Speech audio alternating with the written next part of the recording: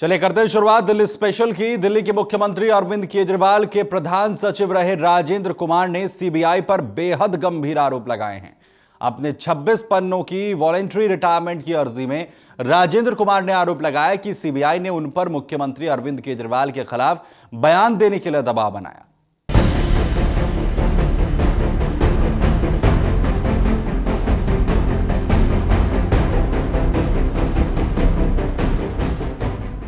IAS अधिकारी और अरविंद केजरीवाल के पूर्व प्रधान सचिव ने केंद्र के खिलाफ मोर्चा खोल दिया है। आईएएस अधिकारी राजेंद्र कुमार ने बंसल सुसाइड का जिक्र करते हुए अपने पद से वीआरएस की अर्जी दिल्ली के मुख्य सचिव को दे दी है। अपने 12 पन्नों के खत में सबसे गंभीर आरोप राजेंद्र कुमार ने सीबीआई पर लगाए। राजेंद्र कुमार के मुताबिक सीबीआई ने मुख्यमंत्री अरविंद केजरीवाल को फंसाने के लिए उन पर दबाव बनाया।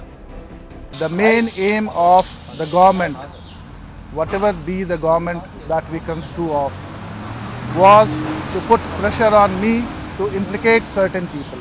Certain people, so certain people, is it Arvind Kejriwal specifically? Yes, I have written that also in my voluntary retirement request. Rajendra Kumar के मुताबिक सुप्रीम कोर्ट के कई आदेशों का उल्लंघन किया गया और उनका निलंबन गैर कानूनी तरीके से 2 अक्टूबर को फिर से 180 दिनों के लिए बढ़ा दिया गया। राजेंद्र कुमार के पत्र के मुताबिक उन्हें मानसिक और शारीरिक रूप से प्रताड़ित किया जाता रहा। उन्होंने लिखा कि बंसल सुसाइड केस के बाद वो बार-बार सोच रहे थे कि क्या देश में न्याय है।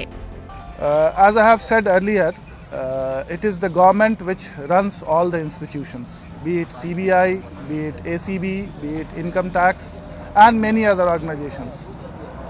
All these things cannot be done by these agencies without clear instructions and directions from the people who matter and who control these organizations. Sir क्या मारपीट भी की गई आपके साथ में? मैंने उसमें भी लिखा है, मेरे साथ मारपीट नहीं की गई है, ये भी मैंने उसमें लिखा। वॉलंटरी रिटायरमेंट मांगने के लिए लिखे राजेंद्र कुमार के पत्र के मुताबिक इस व्यवस्था पर उन्हें बहुत विश्वास था, क्योंकि एक गरीब परिवार से आने वाला शख्स भी प्रशासनिक सेवा परीक्षा में सफलता पाकर आईएएस बन गया था। लेकिन आज हालात बदल गए हैं। अपने भविष्य की योजनाओं पर राजेंद्र ने बताया कि वो अपनी आखिरी सांस तक आम लोगों की सेवा करते रहेंगे। I have tendered my voluntary retirement request. Whatever I have written in my voluntary retirement request, I stand by that completely. It was a very difficult decision. लेकिन मेरा ये मानना है कि और भी रास्ते हैं लोगों की सेवा करने के लिए, पब्लिक सर्विस के लिए। रिटायरमेंट के बाद क्या राजनीति में जाएंगे, इस सवाल का उन्होंने कोई साफ जवाब नहीं दिया। उन्होंने कहा कि पब्लिक सर्विस का एक रास्ता राजनीति भी है, अभी इस पर सोचा नहीं, रिटायरमेंट के बाद इस पर फैसला करूंगा। बहुत सारे तरीके होते हैं पब्लिक सर्विस के और उनमें से राजनीति भी एक है। अभी मैंने इस पे सोचा नहीं है, लेकिन जो भी सबसे अच्छा तरीका रहेगा लोगों की सेवा करने का, उसे मैं जरूर परसू करूंगा।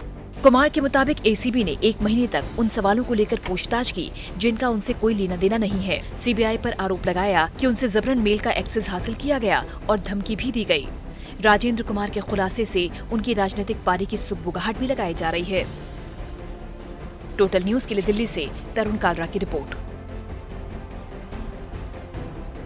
उधर राजेंद्र कुमार के आरोप पर दिल्ली के डिप्टी सीएम मनीष सिसोदिया ने कहा है कि सच एक दिन सबके सामने आ ही जाता है, झूठ के दावे ज्यादा दिन नहीं टिकते। वहीं दिल्ली विधानसभा में नेता विपक्ष विजेंद्र गुप्ता ने कहा कि सारे आरोप झूठे हैं, सियासी शगुफे के लिए राजेंद्र कुमार आरोप लगा रहे हैं। इससे बड़ा क्या होगा, ये तो निकल रहे हैं, अब और आएंगे तो जो जो इन्होंने गलत किया, इनकी गलत करने वाले आदमी की किस्मत खराब होती है, निकल के ही आ जाता है सारा। वो कितना ही सीबीआई के प्रॉक्सी और सब के पीछे घुस जाए। बहुत हास्यप्रद है, तो चार्जशीट दाखिल हो गई तो फिर पूछताछ का दौर तो खत्म हो गया। तो जो कुछ हो रहा है अदालत में होगा, अदालत करेगी। तो इसलिए देरी से इस तरह की बात कहना है राजनीति से प्रेरित है। और शायद वीआरएस की बात कह करके भी वो अब अपने भ्रष्टाचार के मामले से भागना चाहते हैं, क्योंकि ये सबको मालूम है कि अगर भ्रष्टाचार के मामले चल रहे हैं तो ना रिजाइन कर सकते हैं, ना वीआरएस ले सकते हैं, ना सरकारी नौकरी। राजेंद्र कुमार ने सीबीआई पर कई आरोप लगाते हुए वीआरएस की मांग की है, लेकिन इस वीआरएस के पीछे कौन सा विवाद रहा है, आइए जानते हैं।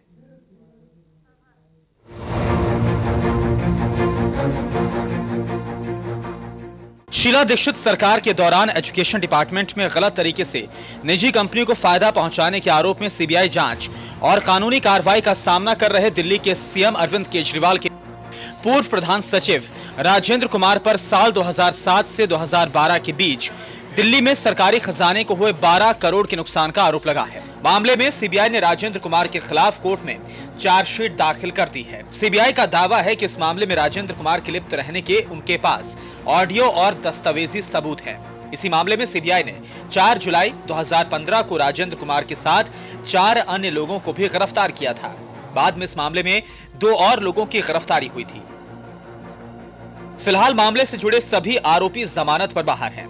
इससे पहले राजेंद्र कुमार के दफ्तर पर छापेमारी और गिरफ्तारी पर दिल्ली सरकार और केंद्र सरकार के बीच जमकर सियासत हुई थी। अरविंद केजरीवाल ने केंद्र पर कई गंभीर आरोप लगाए थे। केजरीवाल ने कहा था कि केंद्र ने सीबीआई को हमें यानी आम आदमी पार्टी को खत्म करने का आदेश दिया है। केजरीवाल ने एक आरोप केंद्र पर यह भी लगाया कि मेरे प्रधान सचिव के खिलाफ कार्रवाई जेटली के खिलाफ डीडीसीए घोटाले की जांच को भटकाने के लिए की जा रही है। यही नहीं, उन्होंने कहा कि छापेमारी के दौरान सीबीआई मेरे दफ्तर में डीडीसीए की फाइल पढ़ती रही। उन्होंने उसे कब्जे में ले लिया होता, लेकिन मीडिया के सामने मेरे द्वारा जानकारी दिए जाने के बाद उन्होंने उसे छोड़ दिया। यही नहीं, केजरीवाल ने इस छापेमारी को लेकर पीएम मोदी को कायर और मनोरोगी तक बता दिया था। केजरीवाल के आरोप पर सीबीआई और वित्त मंत्री अरुण जेटली तक को सफाई देनी पड़ी। वित्त मंत्री अरुण जेटली ने कहा कि यह छापा केजरीवाल के खिलाफ नहीं बल्कि उनके कार्यालय से जुड़े एक अधिकारी के खिलाफ है। वहीं सीबीआई ने घोटाले से जुड़ी फाइलों के अलावा किसी भी फाइल को खंगालने से इंकार किया। आपको बता दें कि सीनियर आईएएस अधिकारी राजेंद्र कुमार दिल्ली के मुख्यमंत्री अरविंद केजरीवाल के प्रिंसिपल सेक्रेटरी के रूप में नियुक्त हुए थे। राजेंद्र कुमार 1989 बैच के आईएएस अधिकारी हैं। अरविंद केजरीवाल की तरह ही आईआईटी दिल्ली के एलुमनाई हैं। वरिष्ठ अधिकारी धर्मपाल को हटाकर केजरीवाल ने राजेंद्र कुमार को सचिव बनाया था। इससे साल 2013 में राजेंद्र कुमार को परिवहन आयुक्त नियुक्त किया गया था, जो शीला दीक्षित सरकार के दौरान भी दिल्ली सरकार में कई अहम पद पर रह चुके हैं। Delhi desk, total news.